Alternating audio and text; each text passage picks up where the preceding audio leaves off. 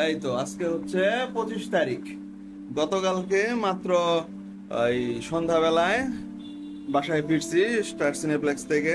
কালকে দুটা ছবি দেখছি, আজকেও দুইটা ছবি দেখতে যাব। আজকে হইতাছে আগন্তুক, আরেকটা জানি কি একটা এনিমি হিকারু না কি জানো, এই দুইটা ছবি দেখতে যাব। তো আজকে প্লাস পয়েন্ট হতেছে গতকালকে এই মহাখালী থেকে একটা ছবি দেখে পরে তারপর দৌড়ায় বসুন্ধরাতে গেছি। আজকে আর কোনো দৌড়াদৌড়ি নাই, আজকে দুইটা ছবি বসুন্ধরাতেই দেখবো। তো এখন আর কি বসুন্ধরাতে যেতেছি, ব্যাক টু ব্যাক আর কি দেখবো, মাঝখানে কোনো গ্যাপ নাই। বের হয়ে প্রথমটা দেখে বের হয়ে আগন্তুক দেখে বের হয়ে পরেরটা দেখবো। তাহলে ওই কথাই রইলো, আজকেও দুইটা ছবি। গত পর্বে এই পর্যন্ত দেখেছিলেন যে আমি মাত্র আগন্তুক ছবিটা দেখে বের হয়ে মেজাজ খারাপ হয়ে পরে তারপর খাইতে আসলাম বাইরে থেকে, কিছু হালকা পাতলা নাস্তা পানি করে তারপর আবার বসুন্ধরার ভিতরে ঢুকে গেলাম আমার পরবর্তী শো দেখার জন্য। খুব গরম রে। হালকা পাতলা নাস্তা করে সেকেন্ড রাউন্ড খেলার জন্য, মানে দ্বিতীয় ছবি দেখার জন্য চলে গেলাম। বললাম যে না, আজকে কষ্ট মষ্ট করে দেখে চলে যাই, আবার আজকে শিডিউল মিস হইলে আবার কবে না কবে এই শিডিউল এই ছবিটা দেখতে আর থাকবে কিনা দেখতে পারবো না। এই জন্য হাজার কষ্ট হইলেও আজকেই দেখে দেখে যাই, কারণ সামনে টাইট শিডিউল, প্রত্যেক দিনই কিছু না কিছু এক্সপান্ড করার কোনো অবকাশ নেই।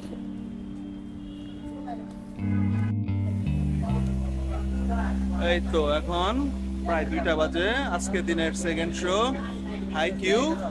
এখন এটা দেখবো, না ঘুমায় গেলে হয়েছে। এই এনিমিটা আমি আগে কোনো দেখি না, এটা সম্পর্কে আইডিয়াও নাই, তারপরেও দেখি।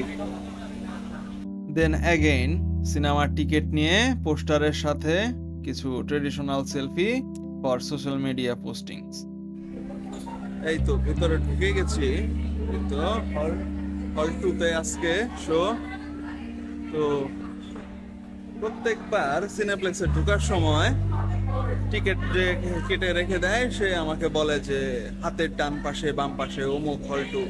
আরে ভাই, তুমি এত বছর ধরে সিনেপ্লেক্সে চাকরি করো না, আমি যত বছর ধরে সিনেপ্লেক্সের ছবি দেখি। এই তো আমি ভিআইপি লঞ্চে বসে আছি, 2:15 প্রায় বেজে আসে। এখন আর কি ঢুকবো, সিনেমা দেখতে যাব। এতক্ষণ এখানে বসে রেস্ট করলাম, যাই তাহলে দ্বিতীয় ছবি আজকের দিনে দেখে আসি। এরপর থিয়েটারে ঢুকে গেলাম, একদমে পুরো সিনেমাটা দেখলাম। সিনেমাটা যথেষ্ট ভালো, এন্টারটেইনিং, মাত্র 1.5 ঘন্টার ছোট্ট একটা ছবি। তো এর মাঝখানে আমি আর কোনো ভিডিও টিডিও ফুটেজ কালেক্ট করি নাই, আজকে অলরেডি অনেক কিছু করছি, আর মন সায় দিল না, ইচ্ছাও করলো না। এই জন্য একদম সিনেমা শেষে বের হয়ে গেলাম।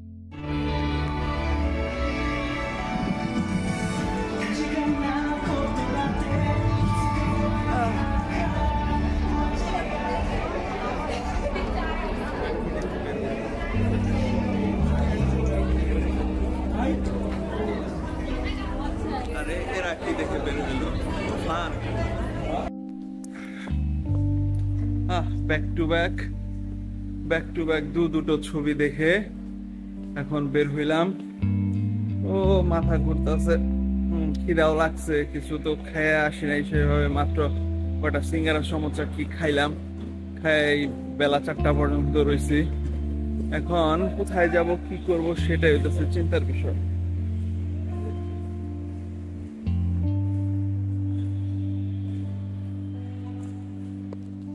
ভালোই আজকের ছবি, প্রথমটা খুব একটা বেশি ভালো না লাগলেও এই এনিমিটা ভালোই লাগছে।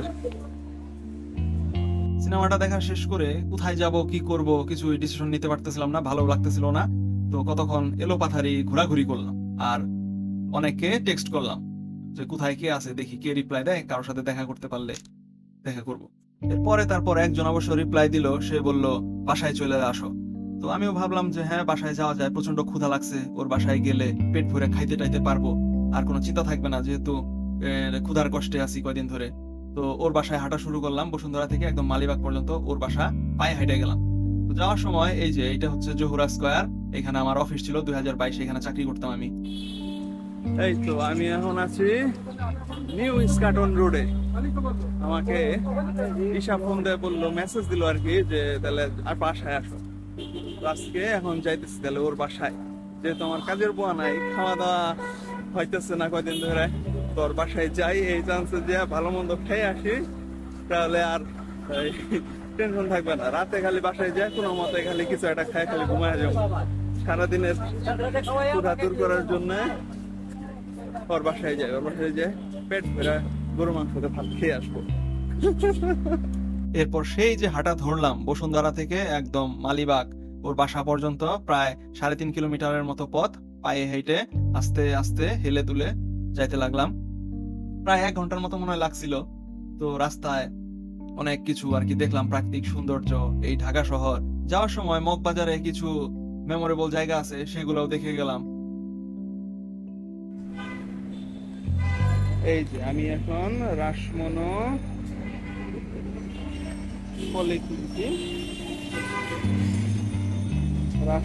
পলিক্লিনিকের সামনে। এই সেই রাসমনো, সেই উজ্জ্বল হোটেল, রাসমনোর সামনে উজ্জ্বল হোটেল। এই উজ্জ্বল হোটেলেই একবার একটা আকাম করছিলাম। তখন এটা উজ্জ্বল হোটেলে ছিল না কি হোটেল ছিল নাম খেয়াল নাই, কিন্তু ঘটনাটা হচ্ছে 2002 অথবা 3 এর দিকে। তখন আমার আম্মু রাসমনো হসপিটালে একটু ভর্তি ছিল, অসুস্থ ছিল। তখন আর কি ওই হোটেল থেকে খাবার আনা হয়েছিল। তো সেই প্যাকেটের মধ্যে হোটেলের নাম ছিল, নাম্বার ছিল। তো আম্মু রিলিজের পরে বাসায় এসে করছি কি, একদিন টেলিফোন করে ওই হোটেলে টেলিফোন করছি, বলছে যে রাসমনো হোটেলের এত নাম্বার বেডে হইতাছে এই খাবার পার্সেল নিয়ে যান। তো তারাও বলছে আচ্ছা ঠিক আছে নিয়ে যাচ্ছি। তো বইলা রাইখা দিছি। তো তারপরে যে কি হয়েছিল আল্লাহ জানে, ওরা কি সত্যি সত্যি অনেকগুলা খাবার আর কি অর্ডার দিছিলাম, সেগুলা কি নিয়ে হসপিটালে গেছিল কিনা। তখন তো ছোট ছিলাম, বয়স মাত্র 12-13। তো এই দুষ্টামিটা করছিলাম।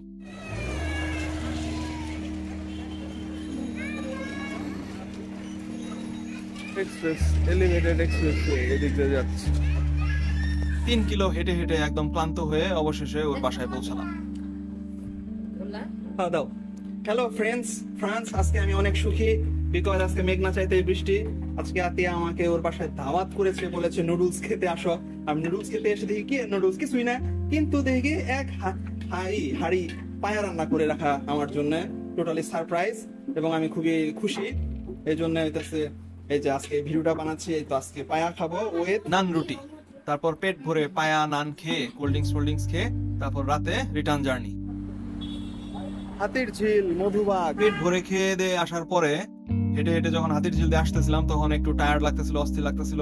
তো মনে হইলো একটু এখানে জিরাই আর অদনান রে দেখি কল দিয়ে, ও যদি আসে তাহলে ওর সাথে দেখা করে যাব। কিন্তু পরে তারপর প্ল্যান বাদ দিয়ে হাঁটা ধরলাম, বাসায় চলে আসলাম। অদনানের সাথে আরেকদিন দেখা করা যাবে, আজকে আর টাইম নাই। আজকের ভিডিওটা এখানেই শেষ। সবাই ভালো থাকবেন, টাটা, বাই বাই, আল্লাহ হাফেজ।